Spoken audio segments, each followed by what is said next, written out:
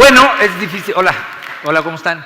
Es difícil empezar una plática después de un piloto de carrera, sobre todo cuando es político, y seguramente la gente cuando está en prepa y no les gusta la grilla dicen, qué hueva, vamos a escuchar a un político a ver qué rollo nos va a echar. Yo soy del estado de Guerrero, soy senador y lo que les quiero presentar es, no traigo una presentación larga, pero aquellos que están ahorita en la decisión de qué es lo que van a hacer, pues a algunos tal vez les guste el tema público, incidir, organizarse, hacer cosas con gente para tratar de cambiar cosas. Eso me parece que es importante que en un espacio de este tipo se pueda comentar. Yo fui diputado antes de ser senador, les quiero enseñar cómo gané la campaña en Guerrero, una campaña que estaba un poco complicada. ¿Alguien me va a ayudar con esta cosa? ¿Sí? Hey amigos de la Costa Grande, el PRD le trae una buena propuesta para diputado federal por el tercer distrito electoral. Una persona que ha ayudado mucho a la gente, sobre todo a las organizaciones de la Costa Grande. Es activo, nunca para, todo el tiempo se menea. Y vámonos con el movimiento. Ay, se menea, se menea, se menea, se menea, se menea, se menea, se menea, se menea, se menea. Se menea, se menea, la cadera, se menea, se menea, la cadera, se menea, se menea, la cadera, se menea, se menea, la cadera. La cadera se menea, se menea, se menea, la cadera se menea, se menea, la cadera se menea, se menea, la cadera se menea. Ay, Río Peter se menea, Río Peter se menea, se menea, se menea, se menea, se menea, se menea. Se menea Río Peter se menea, se menea, se menea, Río Peter se menea, se menea, se menea, Río Peter se menea, se menea, se menea, Río Peter se menea. Se menea, se menea, la cadera se menea, se menea, la cadera se menea, se menea, la cadera se menea, se menea, la cadera. Y échale mi gente, este 5 de julio a votar por Río Peter para diputado federal. Sí. Ay, se menea, se menea, se menea, se menea, se menea, se menea, se menea, se menea, se menea. Se menea Río Peter, se menea, se menea, se menea Río Peter, se menea, se menea, se menea Río Peter, se menea, se menea, se menea Río Peter, se menea. Se menea, se menea, se menea Río Peter, se menea, se menea, se menea Río Peter, se menea, se menea, se menea Río Peter, se menea, se menea, se menea. Ay, Río Peter se menea, Río Peter se menea, se menea, se menea, se menea, se menea, se menea. Se menea Río Peter se menea, se menea, se menea Río Peter se menea, se menea, se menea, se menea, se menea, se menea Río Peter se menea, se menea. Se menea, se menea, se menea, se menea Río Peter se menea, se menea, se menea Río Peter se menea, se menea, se menea, se menea, se menea. Y échale mi gente, este 5 de julio a votar por Río Peter para diputado federal por el tercer distrito electoral. Costa Grande. Se menea, se menea, se menea, se menea. Bueno, es un video un poquito más largo, pero esa fue la campaña que yo hice tenía un poquito de mejor condición en aquel momento y ahorita como que ya me da un poco de lumbago en el asunto, pero esa fue una campaña que yo hice hace como 7 años cuando fui diputado federal ahí en la Costa Grande. Yo soy de un pueblo que está entre Acapulco y Zihuatanejo, se llama Tecpan, y en toda esa parte me tocó recorrerla precisamente para buscar que la gente votara por mí.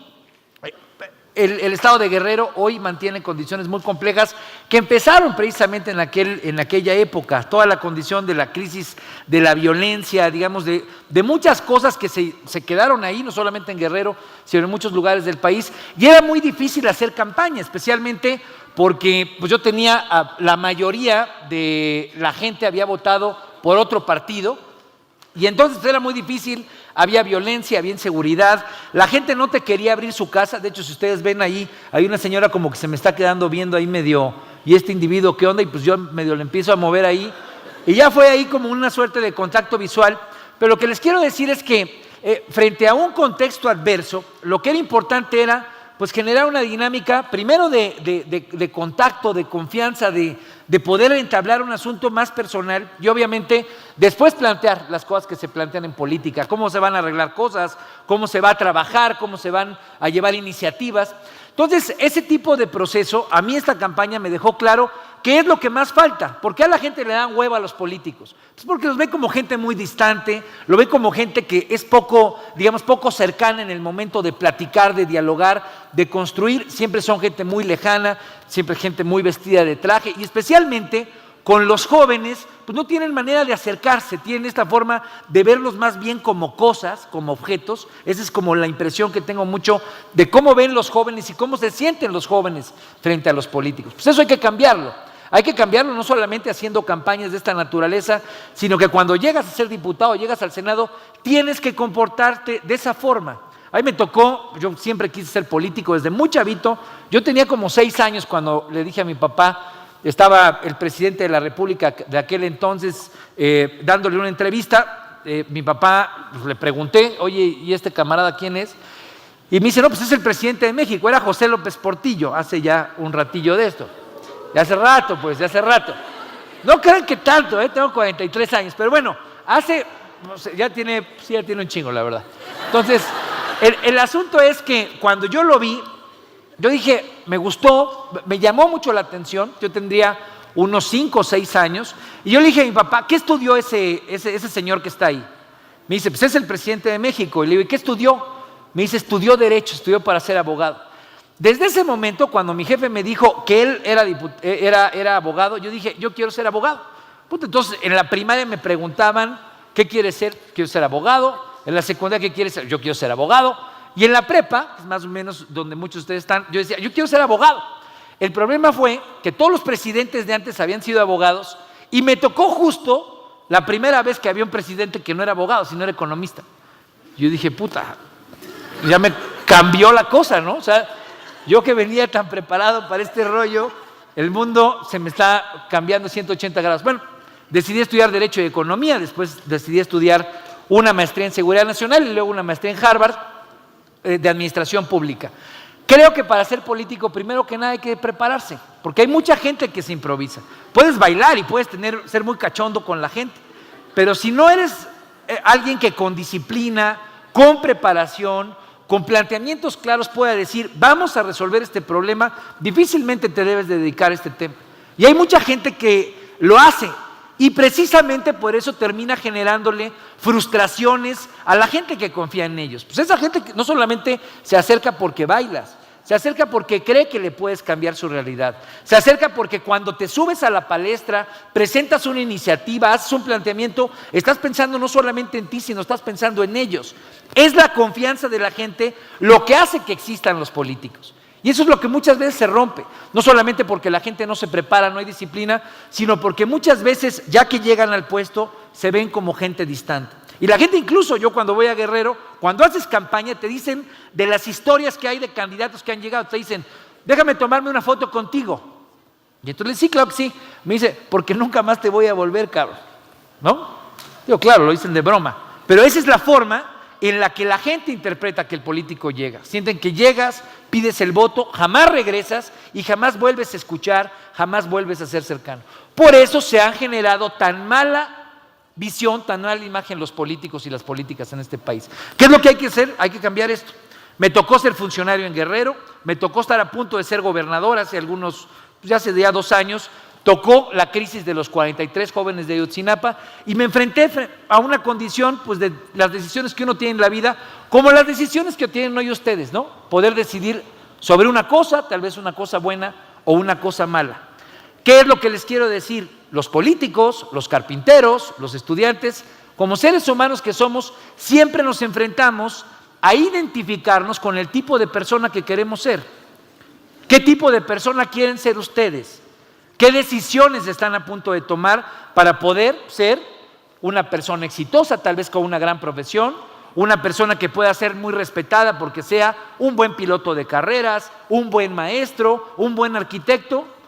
Pues la pregunta no solamente tiene que ser qué tipo de carrera quieres seguir, sino qué tipo de ser humano quieres ser. Y los políticos nos enfrentamos a ese problema día con día. Tal vez es una de las profesiones que más te demandan ese tipo de condición.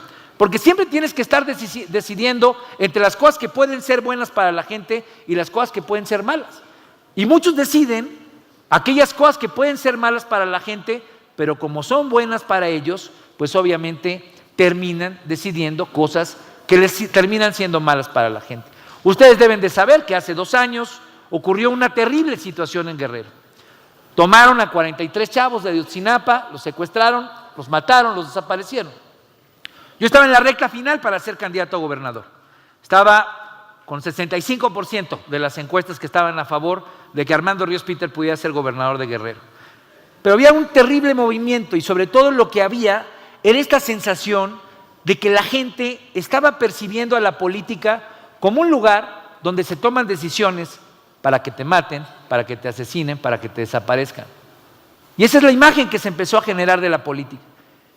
Y cuando yo sentí eso, cuando tuve esa sensación, entonces choca totalmente con el tipo de persona que quiere ser. Repito, no solamente con el político que busque ser exitoso, no solamente con la persona que quiere tener un cargo, un puesto. Te ponen en entredicho todo. Te ponen en entredicho cómo eres como papá. Te ponen en entredicho cómo eres como esposo. Te ponen en entredicho en cuestionamiento cómo eres como persona cuando saludas a alguien, o en entredicho de cómo eres cuando te vienes a presentar en un foro de esto con gente que está en la idea de ver cuál va a ser su futuro y cuál va a ser su forma de ser. Yo decidí no ser parte de ese proceso. La gente me dijo que estaba yo idiota. Me dijo, ¿cómo es posible que renuncies a un lugar como esos si ahí seguramente te vas a hacer rico? Así me decían, te vas a chingar unos 1,200 millones de pesos. Había gente que siempre... Yo soy medio grosero, pues soy de la costa, les pido una disculpa. Una disculpa, pero también bailo a veces. Entonces, creo que son el tipo de preguntas que uno se tiene que poner en contexto. ¿Y qué aprendí de esa decisión? Así como muchas que uno va tomando en la vida. Uno, diariamente en las decisiones, va construyéndose el tipo de persona que quiere ser. Y cada coyuntura es para aprender en lo más interno de uno cómo uno va evolucionando y cómo uno puede crecer. Por eso cada decisión que toma uno es tan importante. Y les repito, eso les pasa a todos y nos pasa a los políticos. Y ese es el tipo de políticos que tenemos que exigir. Ese es el tipo de gente que tenemos que exigirnos, a aquellos que les guste la política o que les guste dedicarse a eso, que tienen que exigirse a hacer. Hoy que el país tiene tantas condiciones de cambio, una condición crítica, compleja, ya ganó Trump, ya todo el tema ya está, digamos, en incertidumbre, pues hay que exigirse ser ese tipo de persona. Aquellos que les interese la política, me parece que hoy, especialmente que las generaciones se están acercando cada vez más, porque la información, porque los flujos de comunicación, porque cada vez más todos formamos parte de una comunidad que está cada vez más integrada. Me parece que pensar en la política es pensarnos todos, no solamente unos cuantos individuitos, sino todos, cómo podemos resolver los temas que tenemos en el país. Y precisamente por eso estamos nosotros tratando de buscar nuevas formas de comunicarnos. Si pueden cargar solamente, nosotros empezamos un blog después de que yo tomé la decisión de salirme de la carrera a gobernador de Guerrero.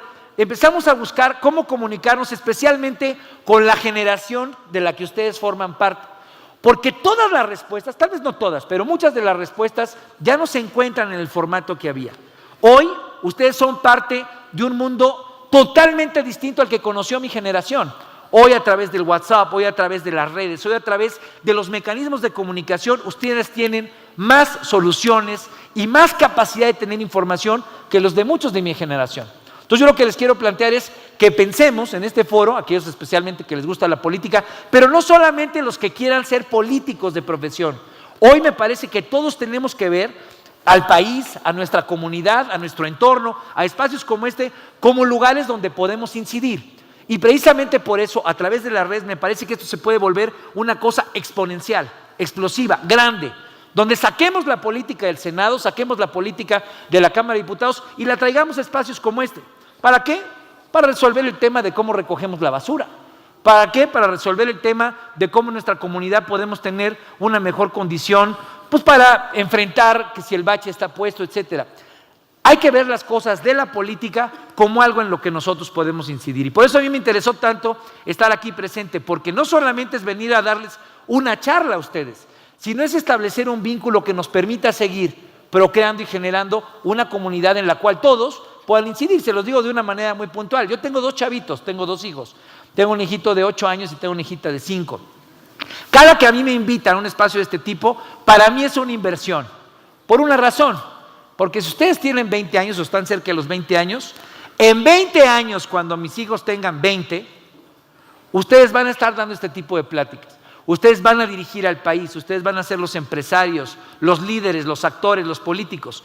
Y poder tener contacto con ustedes no solamente es apostarle a que haya un país mejor, sino que mis hijos vivan en un país mejor coordinado por ustedes. Y solamente les quiero enseñar de qué se trata el reporte Jaguar, que lo presentamos todos los miércoles, a veces bailamos, a veces etcétera, pero para invitarlos a ustedes a que también nos digan qué es lo que ¿Quién es el gran hacer. ganador de las elecciones del domingo pasado? No fue el PAN, ni el PRD o Morena, ni los independientes, ni mucho menos el PRI. Los electores decidieron castigar a los gobiernos que consideraron chafas, corruptos o incluso violentos. Eso explica que el PRI haya perdido 6 estados: Veracruz, Tamaulipas, Chihuahua, Quintana Roo, Durango y Aguascalientes, pero también que haya recuperado Oaxaca y Sinaloa, que hace 6 años habían ganado el PRD y el PAN en coalición. Una cosa está demostrada: puedes sacar al partido del poder a través de tu voto, pero eso no garantiza que vayas a tener un mejor gobierno. ¿Por qué ocurre esto? Porque el gran ganador sigue siendo un sistema electoral con enormes carretadas de dinero, donde el compromiso de quienes ganan termina siendo con quienes financian sus campañas o incluso con malandrines que los apoyan,